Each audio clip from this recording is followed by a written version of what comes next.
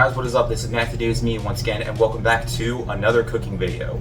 Now, this is the first time I'm doing this on my brand new phone. I had to get a new phone because my old phone, if you saw in my Bluey Spring Rolls video, I mentioned that my files couldn't be transferred from my phone to my laptop because my charging port stopped working for some reason. So I had to upload them to Google Drive, then to my laptop, and it took forever. But I got a brand new phone, it's higher quality, and it has far more storage. So yeah, like more than a quarter more than what my old phone had. So it's going to be super helpful. So yeah, the quality is going to be better. So yeah, hopefully I'll have fun with this. It did take me a while to transfer my stuff to my, yeah, it was kind of a struggle, but yeah, anyways, let's get started. We are going to be making a recipe from a very special game, that game being Elden Ring. Elden Ring is an absolute masterpiece when it comes to From Software games. It took everything that was great about their previous games and cranked it up to a level with a massive open world, grueling difficulty, just like any other FromSoft game.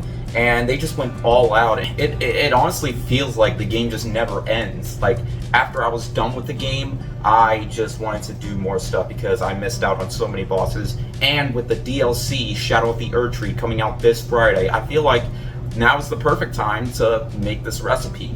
It's a very short recipe, it is a beginner recipe, and it shouldn't take too long to make. It's actually a very interesting one. They're based off the boluses that you get throughout the game.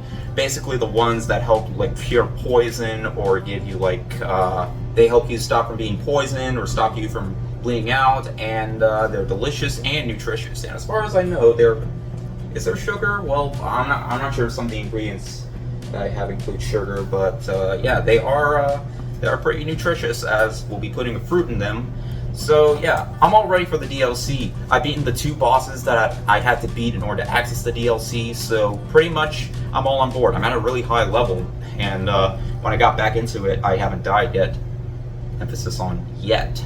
But anyways, let's get started. Now, before we get started, of course, we need the right ingredients, and what you're going to need is 1 cup of pitted medjool dates, half a cup of almond flour plus more as needed, 1 cup of pitted medjool dates, half a cup of almond flour plus more as needed, 1/4 cup of cocoa powder, 1 teaspoon of vanilla paste or vanilla extract, 2 teaspoons of maple syrup or honey, 1 teaspoon of heavy whipping cream or more. Coconut cream is also an option. Half a teaspoon of ground cinnamon, that's optional, but we're going to be adding it in anyway.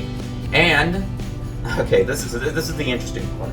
2 tablespoons of hibiscus or raspberry powder plus more for rolling, which is optional, or staunching, and 2 tablespoons of matcha or pandan powder, and 2 tablespoons of butterfly pea powder, but we're not going to be adding that in. We're going to be decorating it, so yeah, I couldn't find anything like that, but it said you can buy them online.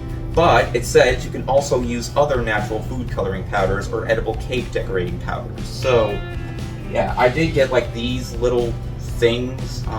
They're like sprinkle powder, but you know, if they don't work, then I do have some food coloring to try rolling them into. But either way, they will be colorful by the end. But anyways, let's get started. First things first, you want to boil up some water in a pan or a pot, just enough for the dates. You're not going to be putting the dates in the boiling water. You'll see in just a minute. Now, what you want to do with the boiling water is you want to take the 1 cup of dates and put it in like a heat-proof bowl. So I recommend maybe like a metal bowl, and you want to dump the water into the dates and make sure that just enough so they'll rise over, and you want to leave them in there for about 30 minutes so they'll soften. Once you're done with them, then you want to just dump them all out. Dump out the water, I mean, obviously. Once your dates are nice and softened, you want to drain it like I mentioned before. Then you want to get yourself a food processor, and you want to pulse to chop them up, and you want to have them formed into like a grainy paste, and the mixture might start to stick to form a ball. But anyways, let's do this. Alright, you may need to scrape it off a bit and attempt a few more times.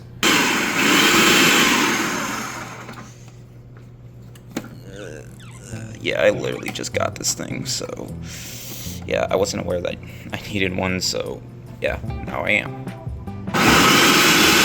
Alright, so once those dates are nice and processed into like a pasty thing, then you want to take out the chopping blade and put in a plastic blade, you know, to knead dough, and you want to add in your other ingredients.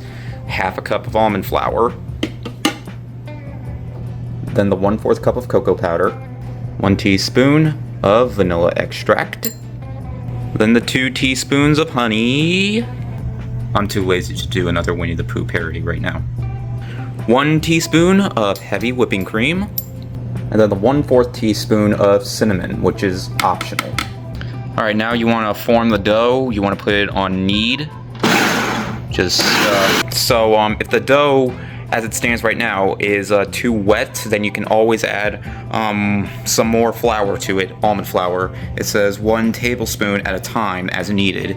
The mixture should be moist, but hold its shape easily. If it's too dry and crumbly, add a half a teaspoon of more cream at a time, up to 1.5 tablespoons. So yeah, I'm just going to continue to do that until the dough forms the way I want it. Okay, I think I took like 14, 15, 16 half tablespoons of almond flour, and you just have to push down on the button to knead on the puree.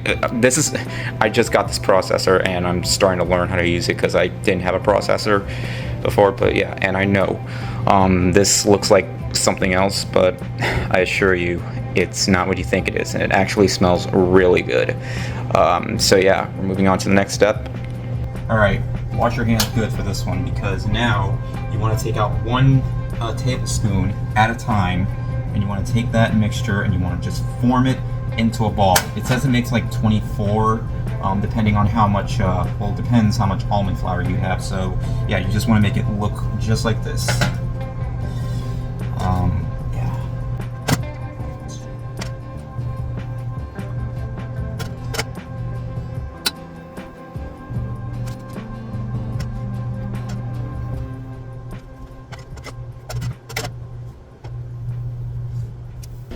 So I was only able to make like 13, but hey, that's not too bad. That's a little bit more than half. But now we get to decorating. Alright, now you want to take the green, red, and blue powder, and you want to just take it and, of course, roll it in there. Oh, okay. Wow, that's actually... Wow, okay. Yeah, I was actually a little bit nervous about this part, but yeah, it actually looks really, really good. Wow. And yes, do not worry, this is edible, but yeah, I think I'm gonna have just enough. So I'm just gonna decorate these, and I'm just gonna give you the resemblance. Okay then, now, as you may have noticed, there was a lot less, but here's what I did. I took some of the boluses, and I took off some of the ones to make them a little bit smaller, and then I used those small pieces to make another regular one. That way there'll be more. So yeah, if you have ones that look slightly bigger, I recommend doing that, because I feel like this right here, this red one, might be the perfect size. But yeah, now it looks like they're done, and pretty much yes, they are done. Though you want to serve them at like room temperature, which I feel like they probably are, given the amount of you know, time that I've spent making them. But these turned out really well. I did taste the batter, and it tasted very promising. So yeah, got the green, the red, and the blue.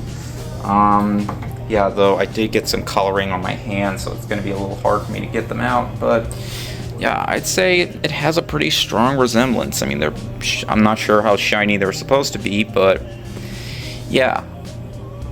And now, of course, we're going to do a little taste test. Alright, let's try this out.